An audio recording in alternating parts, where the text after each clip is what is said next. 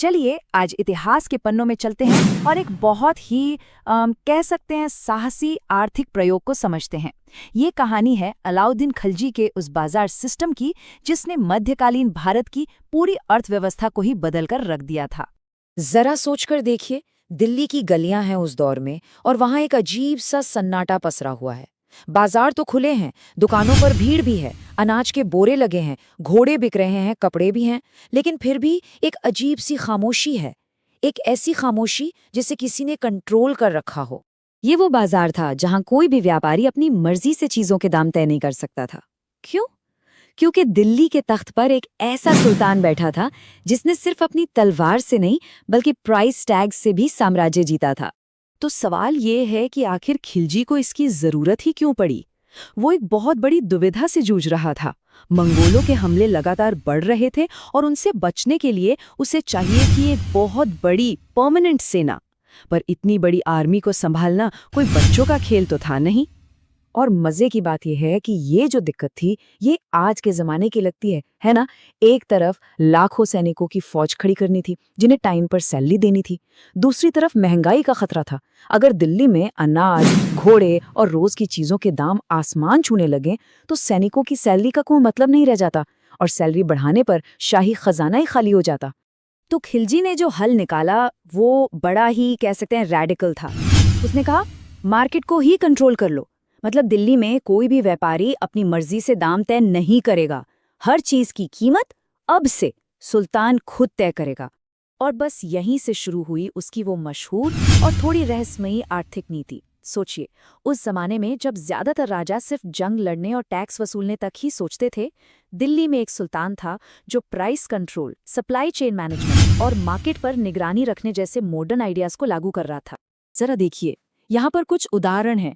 गेहूं किस भाव बिकेगा, अच्छे कपड़े का दाम क्या होगा, और यहाँ तक कि सेना के लिए सबसे जरूरी एक ग्रेड 1 घोड़े की कीमत क्या होगी, सब कुछ दरबार से तय होता था। ये पूरी इकोनॉमी पर एक ऐसा कंट्रोल था जो पहले कभी नहीं देखा गया। और ऐसा नहीं कि ये बस हवा में था, पूरा सिस्टम बड़ा ऑर्गेनाइज्ड था। दिल्ली में अलग अलग बाजार बनाए गए। एक थी अनाज मंडी जहां सिर्फ गेहूं, जौ, चावल जैसी चीजें मिलती थी। फिर था सेरा ए अदल, कपड़े, घी और बाहर से आए सामान के लिए। और घोड़े, मवेशियों और गुलामों के लिए एक अलग ही मार्केट था।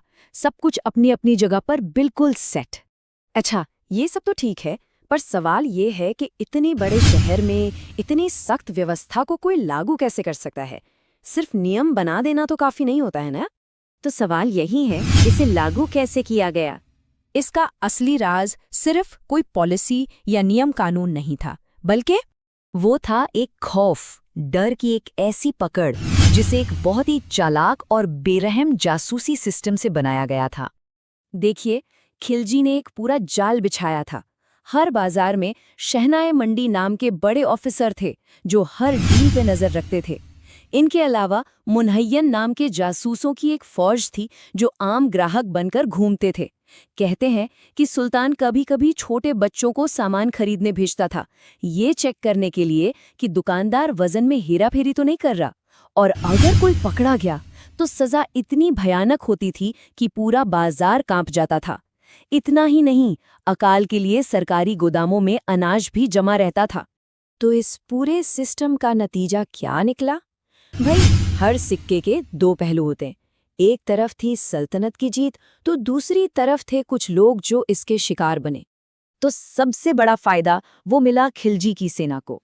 इसी सिस्टम के दम पर खिलजी ने लाखों सैनिकों की एक बहुत बड़ी और सस्ती सेना खड़ी कर ली।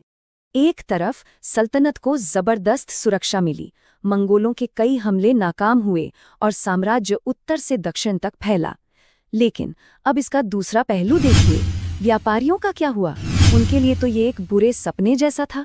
वो ज्यादा मुनाफा कमा नहीं सकते थे और हर वक्त जासूसों के डर में जीते थे।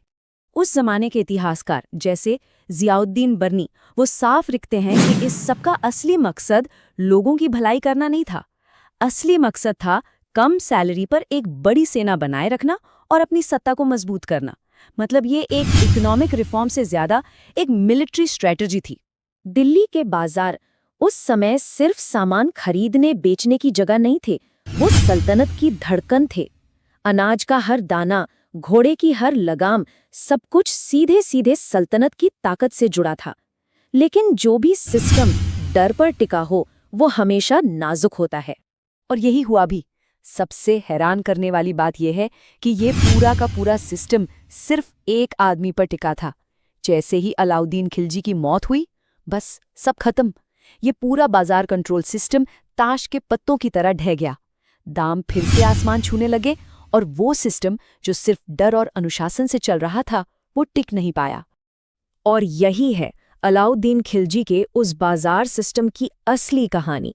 एक ऐसा मध्ययुगीन आर्थिक प्रयोग जो अपनी सोच में सदियों आगे था। इतिहास में तलवार से साम्राज्य जीतने वाले तो बहुत मिलेंगे, पर बाजार का भाव तय करके सल्तनत चलाने वाला सुल्तान, वो सिर्फ एक ही था।